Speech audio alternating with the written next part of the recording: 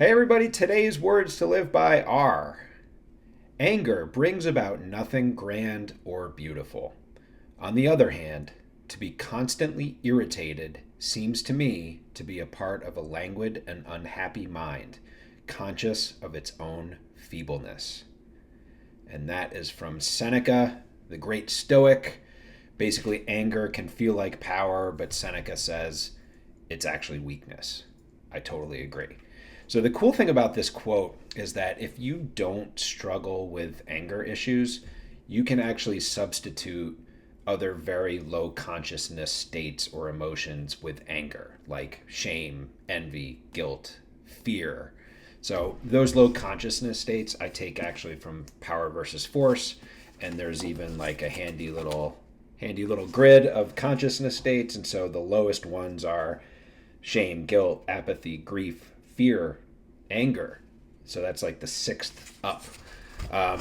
And so, those low consciousness states are really unproductive, basically. And so you can sort of trick yourself into feeling powerful when you're angry, but it actually is revealed to be weakness. And so for me, I was really lucky to not have an anger problem.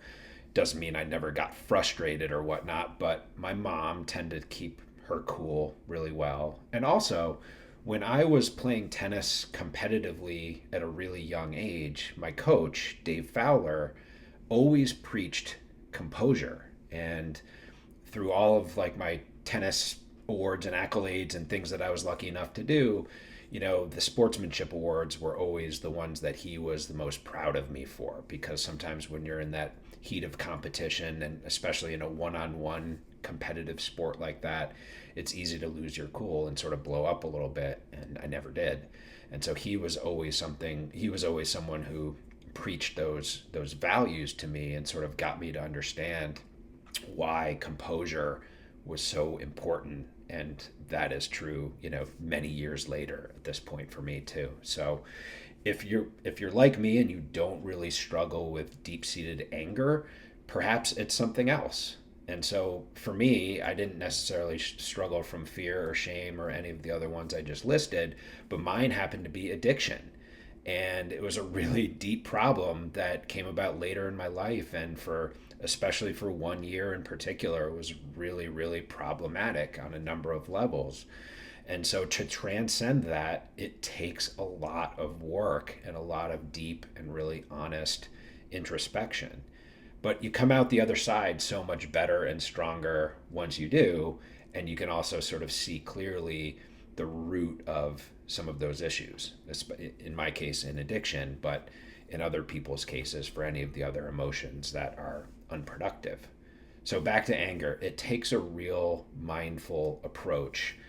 And also be careful who you hang around with, because people who themselves struggle with anger and bitterness, they like to project their issues onto others rather than do the work to sort of solve the problems for themselves. And so they tend to sort of paint other people with an untrue brush if they themselves are actually struggling with certain things. So just be mindful of that, because that happened to me pretty recently, as a matter of fact. And after a few moments of surprise, I kind of smiled and left it behind. But do the work you need to do, and then live happily and in peace. And sometimes it takes a lot of work depending on what prevailing emotion it is that you struggle with. And don't listen to the skeptics, because here's the thing: outrage builds nothing. Being constantly irritated is also a tell. It's a tell of a restless and unhappy mind, as Seneca says. I know several people like this, and I want them to know that the Stoic move is composure, and it's strength that creates, not destroys. So, this reflection to me reminds me also that anger, like so many other unproductive emotions, is really lost agency, right? It's loud, but it's unproductive.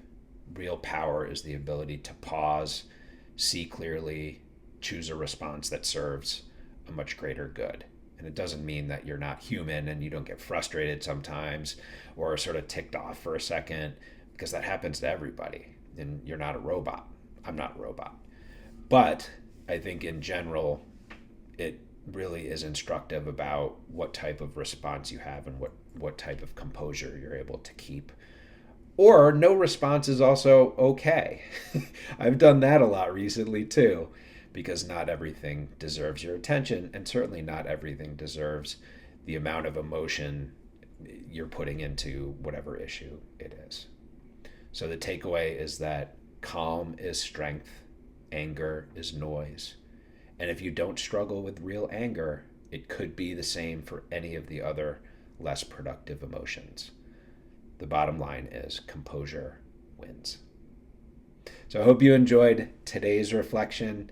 If you did, please like and or subscribe, and I will see you all again very soon.